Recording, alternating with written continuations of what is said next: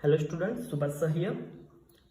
इस लेक्चर में हम potential energy of a dipole in an external field पढ़ेंगे।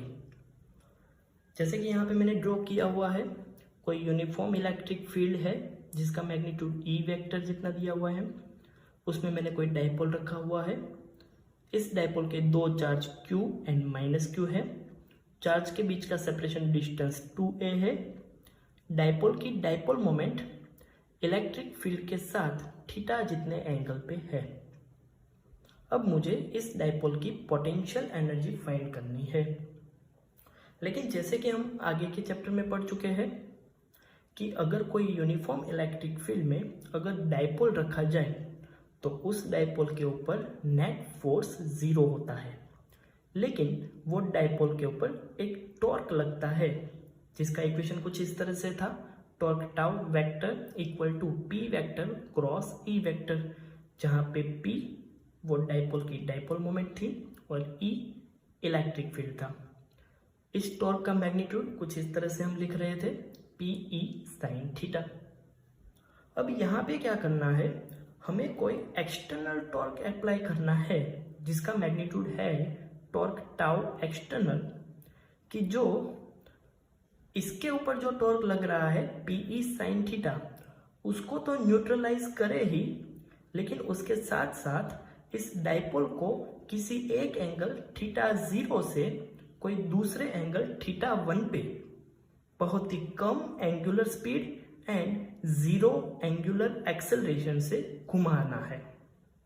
हम एक्सटर्नल टॉर्क कुछ इस तरह से अप्लाई कर रहे हैं कि जिससे इसका angular acceleration nearly equal to 0 हो और एंगुलर वेलोसिटी बहुत ही कम, टू स्मॉल हो, और उसको हमें थीटा 0 एंगल से थीटा 1 एंगल तक घुमाना है। अब जैसे कि हमें पता है कि उसको हमने घुमाया है तो उसके ऊपर वर्क किया हुआ है। अब हमने जो वर्क किया होगा वो इस डाइपोल में इन form of potential energy store हो गया होगा, तो वो कितना होगा वो फाइंड करते हैं। The amount of work done by the external torque will be given by W equal to, जैसे कि हम लिखते थे force into displacement linear motion के लिए, वैसे ही रोटेशनल मोशन के लिए टॉर्क इनटू एंगुलर डिस्प्लेसमेंट, मतलब torque tau external d theta, initial angle theta 0, final angle theta 1। Torque tau external की वैल्यू रखते हैं, देखो torque tau external PE sine theta तो नहीं है लेकिन उसके नियरली इक्वल टू है, मतलब हम लिख सकते हैं P sine theta into D theta, theta 0 theta 1। P और ई कांस्टेंट है, उसको हम बाहर निकाल सकते हैं, तो बचेगा इन integration theta 0 to theta 1 sine theta D theta. Sine theta का इंटीग्रेशन होता है minus cos theta, upper limit theta 1 lower limit theta 0, value put करेंगे तो W इक्वल टू मिल जाएगा पीई ब्रैकेट में cos theta 0 minus cos theta 1। ये जो वर्क है वो in form of potential energy store हो जाएगा। चलो, अगर हम इसको पोटेंशियल एनर्जी यू थीटा के फॉर्म में लिखें तो हम इसको लिख सकते हैं कि लेट सपोज हम ऐसा कंसिडर कर रहे हैं कि इनिशियली ये जो डाइपोल है वो इलेक्ट्रिक फील्ड के परपेंडिकुलर, मतलब कुछ इस तरह से रखा हुआ है और उसको मैं घुमा रहा हूँ।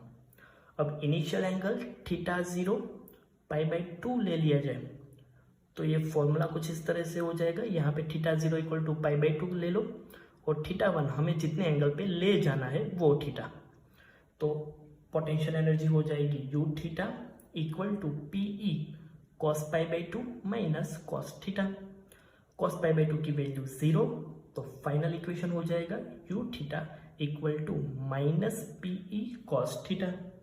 अब जैसे कि हम जानते हैं कि अगर कॉस थीटा हो तो हम स्केलर मल्टीप्लिकेशन के फॉर्म में दो फिजिकल क्वांटिटी लिख सकते हैं, तो इसको मैं ऐसे भी लिख सकता हूँ U theta equal to minus P vector dot E vector, जो कि डाइपोल मोमेंट और इलेक्ट्रिक फील्ड का स्केलर मल्टीप्लिकेशन है। अब यहाँ पे हम थीटा की जो फाइनल एंगल है, इनिशियल एंगल तो हमने कौन सा कंसिडर किया हुआ है π/2, फाइनल एंगल अलग अलग हम कंसिडर करें तो हमें कुछ कंडीशंस मिल रही है। First condition, let suppose theta equal to 0, मतलब क्या हुआ कि यहाँ पे डाइपोल जो इनिशियली परपेंडिकुलर था उसको घुमा के मैं इलेक्ट्रिक फील्ड के पैरेलल ला रहा हूँ, मतलब लास्ट में क्या हो जाएगा, P पैरेलल टू E। अब थीटा इक्वल टू 0 यहाँ पे रखोगे, cos 0 की वैल्यू होती है 1, तो फाइनल आंसर मिलेगा U equal to minus PE, जो कि मिनिमम वैल्यू है।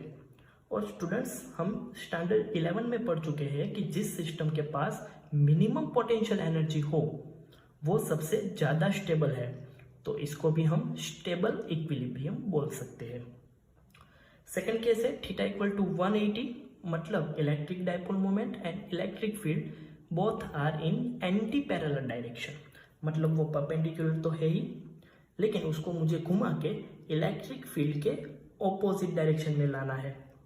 मतलब last angle theta equal to 180, cos 180 की वैल्यू होती है -1, माइनस माइनस प्लस, तो फाइनल आंसर हो जाएगी U इक्वल टू PE, जो कि पोटेंशियल एनर्जी की मैक्सिमम वैल्यू है, और उसको हम बोलेंगे अनस्टेबल इक्विलिब्रियम।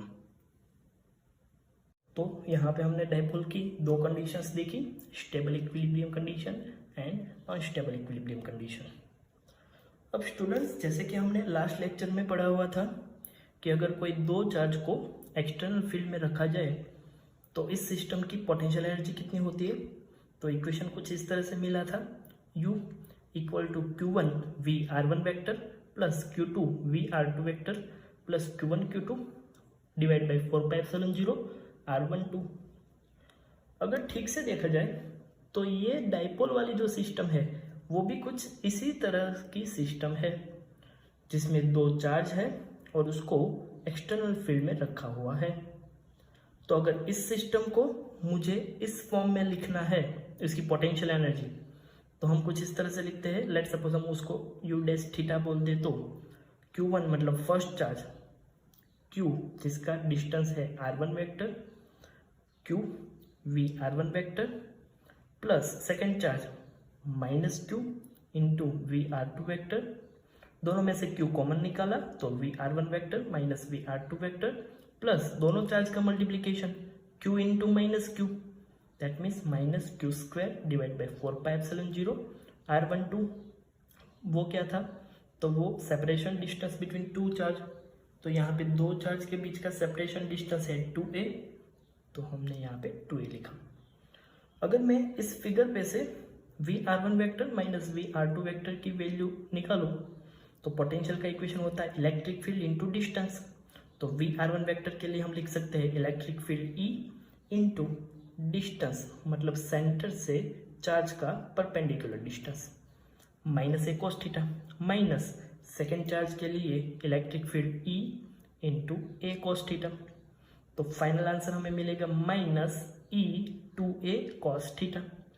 इसकी वैल्यू अगर इस इक्वेशन में यहाँ पे रखी जाए तो Q इसके साथ मल्टीप्लाई होगा, 2aq मतलब हम P लिख सकते हैं, तो ये हो जाएगा -PE cos थीटा। तो फाइनल इक्वेशन हो जाएगा U dash theta equal to -PE cos theta, जिसको हम लिख सकते हैं -P.E minus Q² divide by 4πε0 2a। Students, आप यहाँ पे देख सकते हो, यहाँ पे एक ही सिस्टम की मुझे दो अलग अलग पोटेंशियल एनर्जी मिल रही है, U of theta and U dash of theta. लेकिन यहाँ पे आप देख सकते हैं कि ये पूरा का पूरा जो टर्म है वो कांस्टेंट टर्म है, और पोटेंशियल एनर्जी के टर्म्स में हम इस कांस्टेंट टर्म को नेगलेक्ट कर सकते हैं क्योंकि इसकी वैल्यू बहुत ही छोटी मिलेगी।